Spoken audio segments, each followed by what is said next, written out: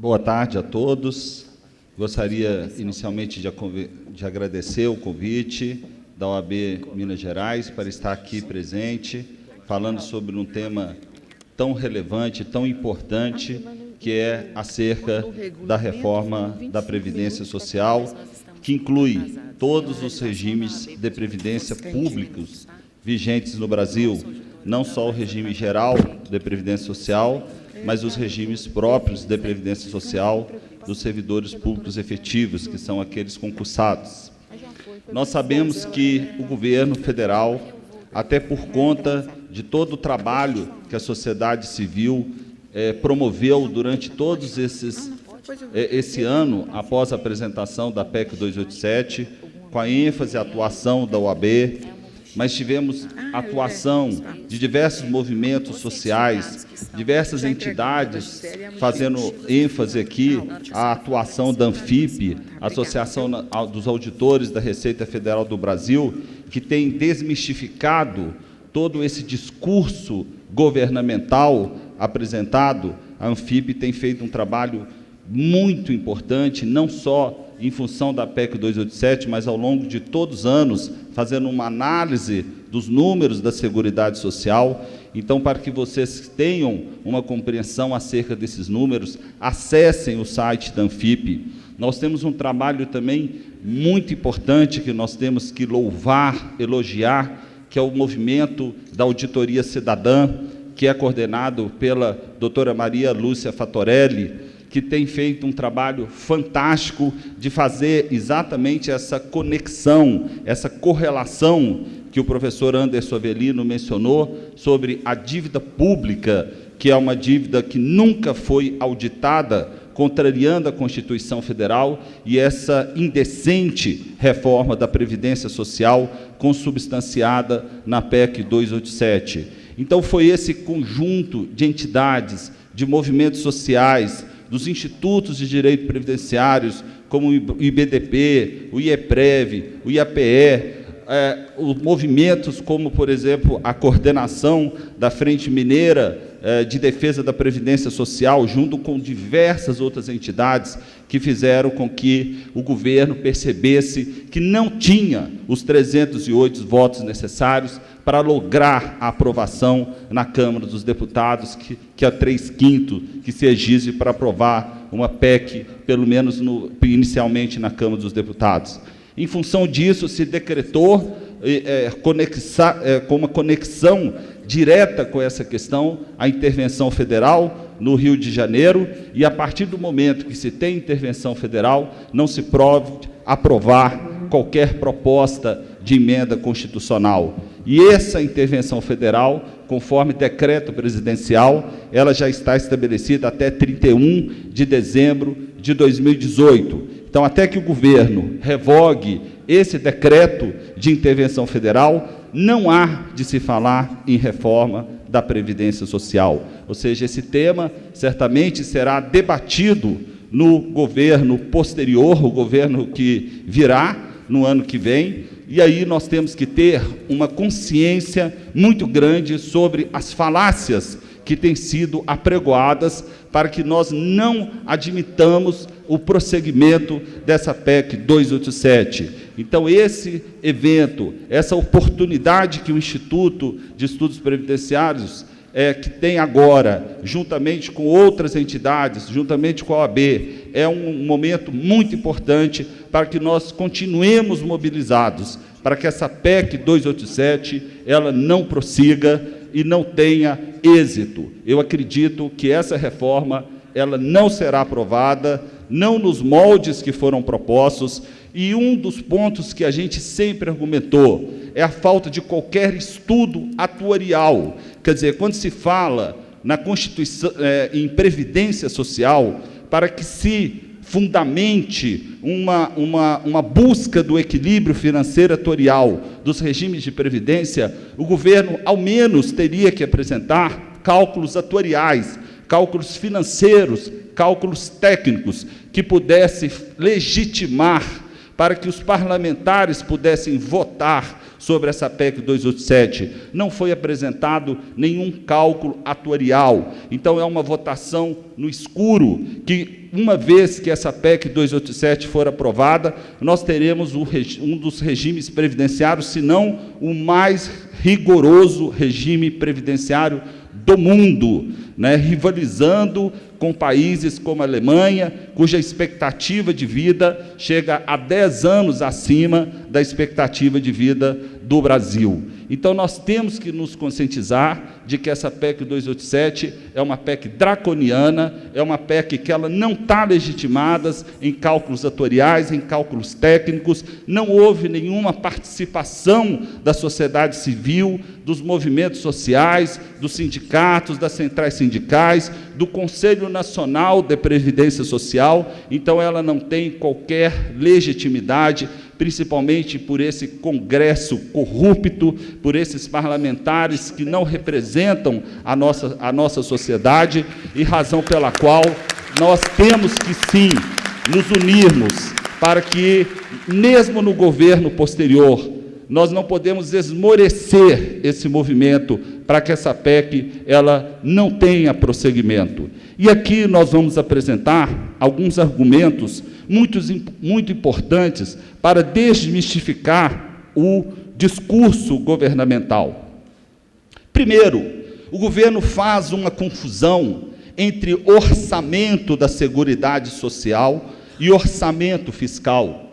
Então, quando ele fala que existe um déficit na Seguridade Social, no orçamento da Seguridade Social, de forma criminosa, ele desconsidera o artigo 194 da Constituição Federal, que expressamente define: Seguridade Social é um conjunto de ações relacionados um conjunto de ações visando a efetivação de direitos relacionados ao regime geral da Previdência Social, que está no artigo 201 da Constituição Federal, a assistência social, que está no artigo 203 e 204 da Constituição Federal, e a saúde, que é o Sistema Único de Saúde, isso que é Seguridade Social.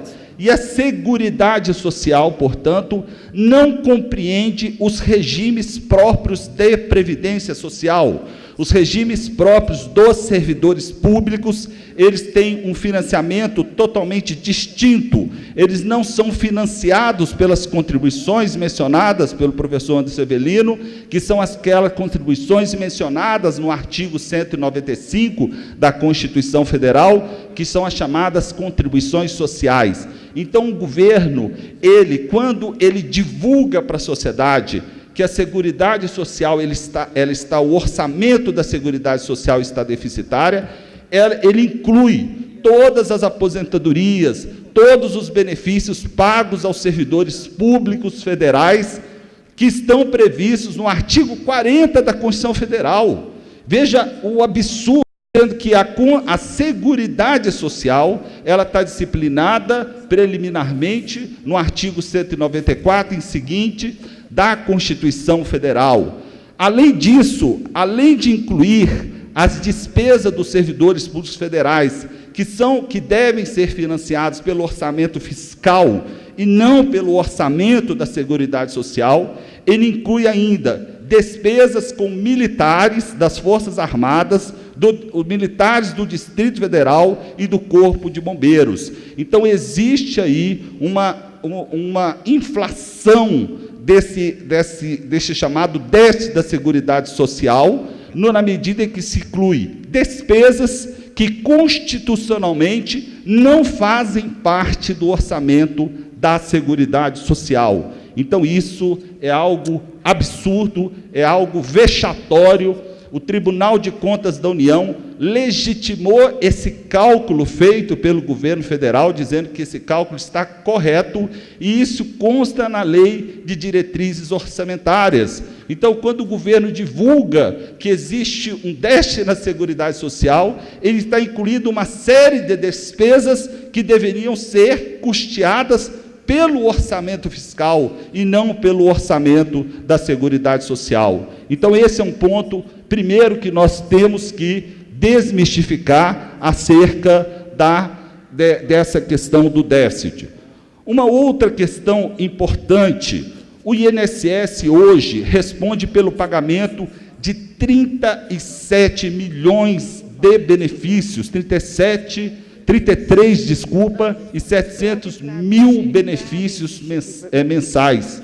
Praticamente 77% dos municípios brasileiros sobrevivem com recursos que são pagos pelo regime geral de previdência social. Recebe recursos mais do que o repasse, do que o fundo de participação dos municípios. Então, a previdência social é o baluarte, é o que sustenta a economia de mais de 5 mil municípios no nosso Brasil. Sem a previdência social, sem o pagamento desses 33 milhões de benefícios, certamente nós estaríamos vivenciando uma crise econômica muito mais grave, nós estaríamos vivenciando uma pobreza, um êxodo rural, de forma que foi rompido com o advento da Constituição Federal de 88.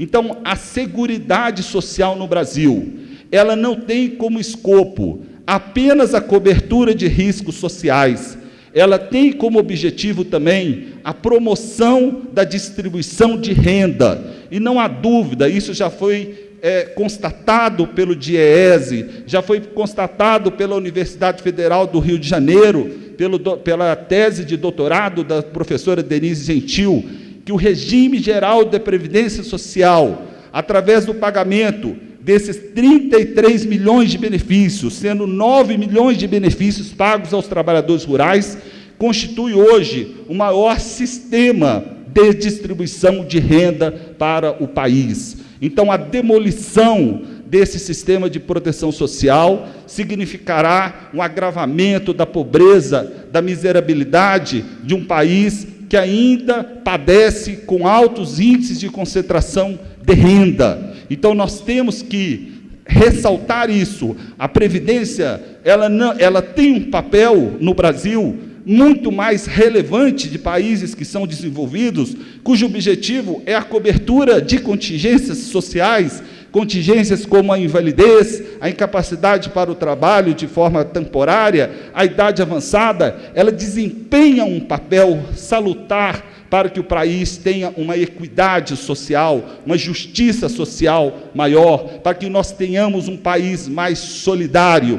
E o aniquilamento, a destruição desse sistema de proteção social terá efeitos graves para o nosso país, para a distribuição de renda. Nós aqui fazemos, já foi mencionado isso aqui, os benefícios médios, se nós utilizarmos um cálculo de todos os benefícios pagos pelo Instituto Nacional do Seguro Social, que é a maior autarquia federal do Brasil, os benefícios estão em torno de R$ 1.202,33. E aqui nós podemos fazer uma comparação importante. Eu falei de 33 milhões de brasileiros que recebem benefícios do Instituto Nacional do Seguro Social, sendo 9 milhões de trabalhadores rurais, que é o sustentáculo da dignidade para essas pessoas, não somente para elas, mas para o seu grupo familiar.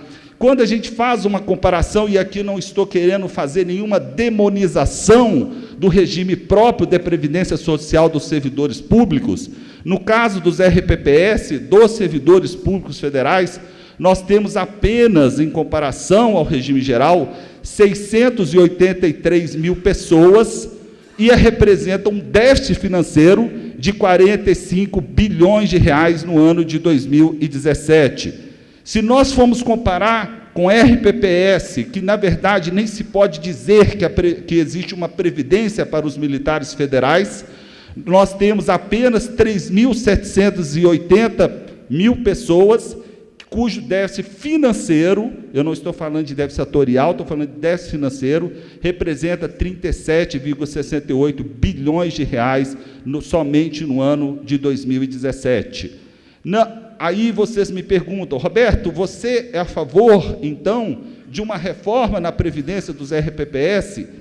Eu sou a favor de uma reforma sobretudo no âmbito daqueles estados que ainda não instituíram a Previdência, o teto do regime geral. Alguns estados, aqui em Minas Gerais, já existe o teto de regime geral para os novos servidores públicos, mas existem municípios que não regulamentaram ainda o artigo 40, parágrafo 14º, 16º da Constituição Federal, para que efetivamente se institua o teto do regime geral para os novos servidores públicos, isso no âmbito dos regimes próprios, porque as reformas que ocorreram nos regimes próprios, o professor Anderson também mencionou isso, já foram muito substanciais, seja através da emenda 20, de 16 de dezembro de 98, a emenda 41, de 31 de dezembro de 2003, a emenda constitucional número 47, de 2005, a emenda 70, a emenda 80. Então, os regimes próprios de previdência social,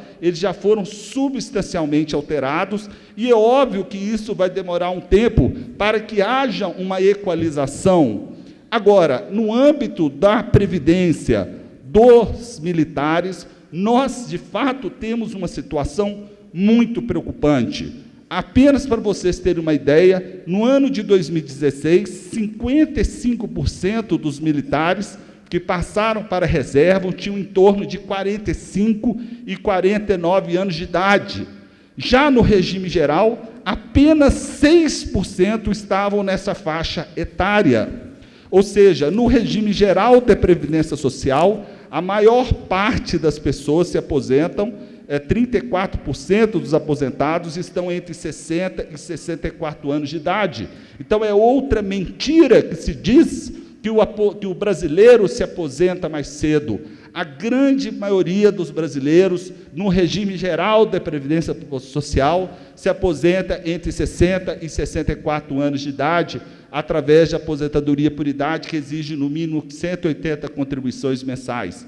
Temos uma situação realmente crítica a ser analisada na Previdência dos militares, porque os militares, seja eles das Forças Armadas, os militares dos estados, os militares do Corpo de Bombeiro, não há uma contribuição previdenciária, eles contribuem para fins de financiamento dos benefícios para os seus pensionistas, mas não há um regime de natureza contributiva para os militares. Então, um dos pontos que eu defendo, e de forma aqui bem franca e objetiva, a Previdência dos militares precisa ser imediatamente modificada. Não tem como conceber um regime de previdência em que as pessoas se aposentam em torno de 45 e 49 anos, e o déficit desse regime de previdência só está se agravando ano após ano. E na reforma da Previdência, não se falou em modificar a Previdência dos militares.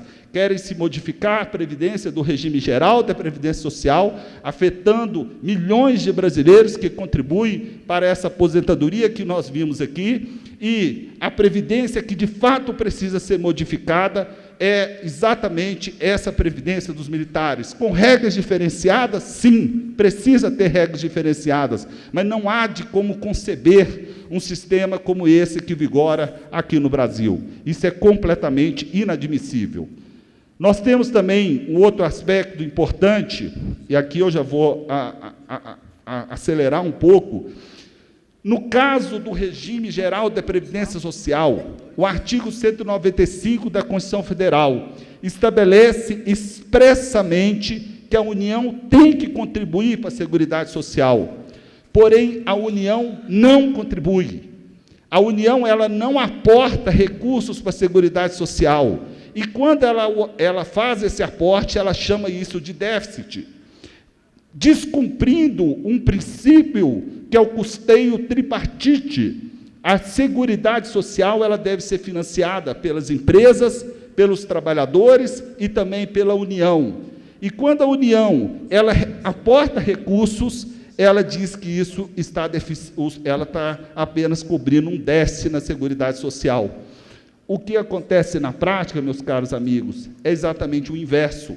A União ela retira recursos da Seguridade Social através de um mecanismo chamado DRU, que é a desvinculação das receitas da União, e essa desvinculação já desviou em torno de 1 trilhão de reais da Seguridade Social, ao longo desse todo, 1.400 bilhões da Seguridade Social, desonerações fiscais absurdas, sonegação tributária no Brasil, ela chega em torno de 50 bilhões de reais ao ano.